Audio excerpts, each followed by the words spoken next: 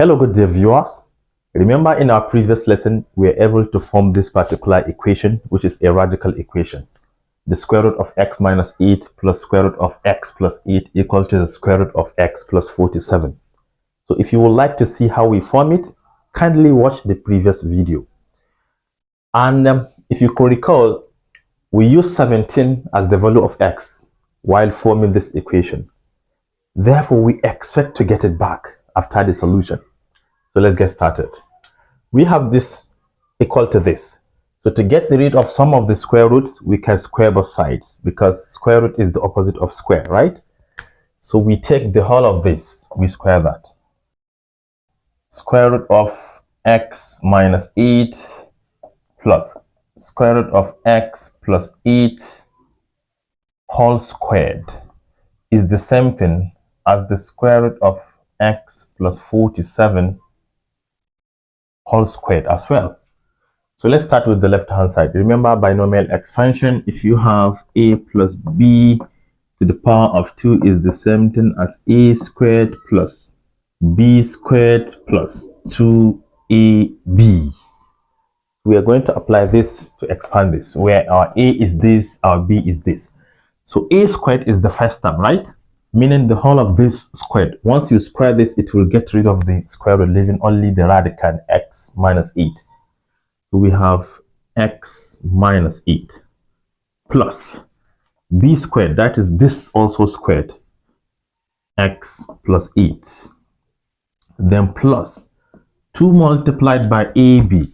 If you take this, you multiply by this, you're going to have the square root of x squared minus 8 squared, or I can simply write 64. Why? Because if you observe, these are nothing but difference of two squares. Or should I do it down here? Let me first of all replace this with 64.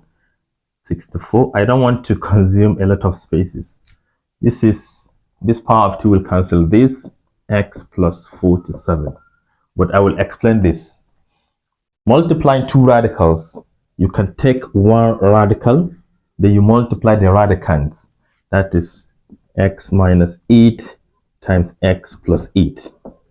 And these are nothing but difference of two squares.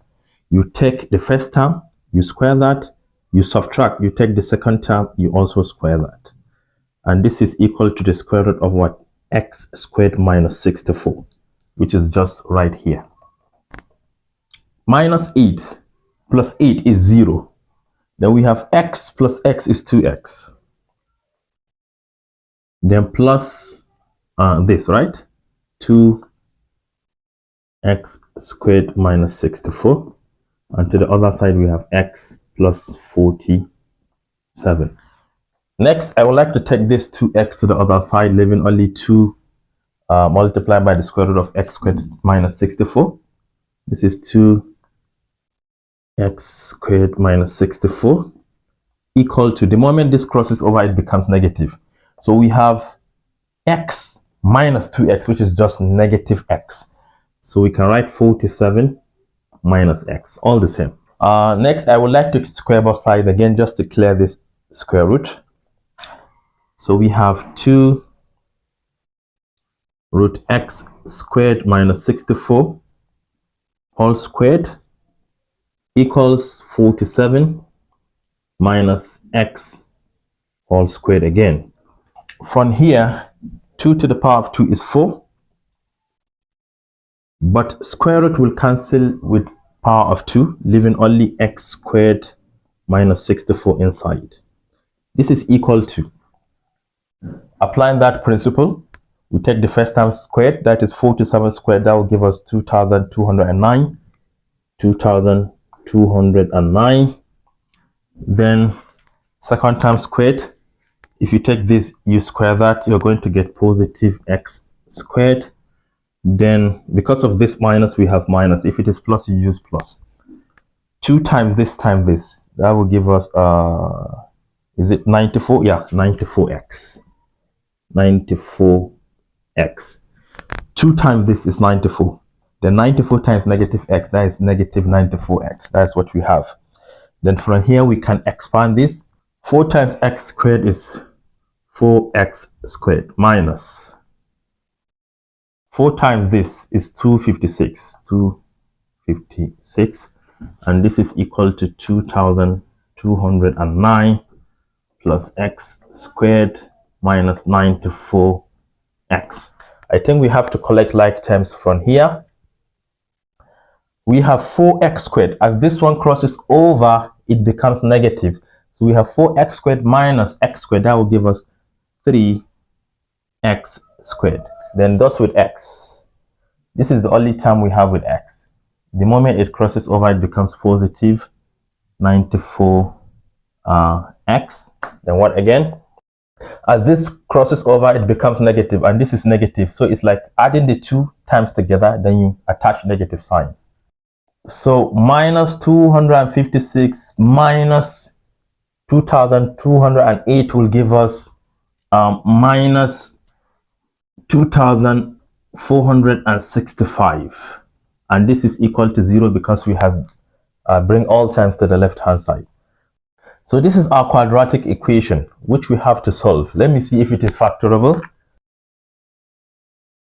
So to factorize it, you take the leading coefficient, you multiply by the constant term. The constant is negative, so we attach negative. 3 times 5 is 15. We write 5, we carry 1 left. 3 times 6 is 18, plus 1, we have 19. We still have 1 left. 3 times 4 is 12, plus 1 is 13. We still have 1 left. 3 times 2 is 6, plus 1 is 7. So we have minus 7,395. So we have to think of two numbers, which when we multiply them together, we have this. But when we add them together, we get this positive number 94. So let me use my calculator to find out the numbers. So the numbers are 145,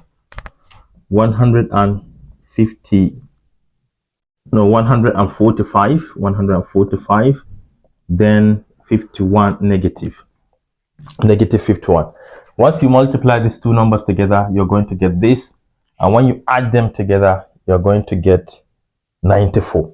So you attach x here, you attach x here. You replace 94 with this. But I don't want to do that. Let me use the shortcut method. The shortcut method, we have x plus this one, right? Plus 145. Then you divide by the leading coefficient 3. This is the shortcut method of factorization. Then x minus this, minus 51. 51 divided by 3. The whole of this equal to 0, right? So now we have two factors. We are going to set each to be equal to 0. So x is either equal to, okay, let me say x plus 145 divided by 3 is equal to 0, or x minus, I know that 51 divided by 3 is 17, is equal to 0. So either this one or this one will be equal to 0. So this will give us negative answer. So x here is equal to negative 145 divided by 3. And the second one, x equal to 17, as negative 17 crosses over. So we have two solutions. But remember, we started with 17 while forming the equation. But the question is, will this one satisfy the equation? You know that from the first radical here, the value of x must be greater or equal to 8. Because the moment it is less than 8, it is going to give us a negative result here. So we know that this value is negative. And once you place it here, we have negative value, it will going to give us negative. And hence this is what? Complex. But we're talking about real solutions, remember. So because of this, this will not satisfy the equation. But taking 17, plug it in here, you see 17 minus 8, it will give us 9, and square root of 9 is 3. So the whole of this will be 3. 17 plus 8 is 25. Square root of 25 is 5. So we have 3 plus 5, which is 8. Is it the same thing to the other side?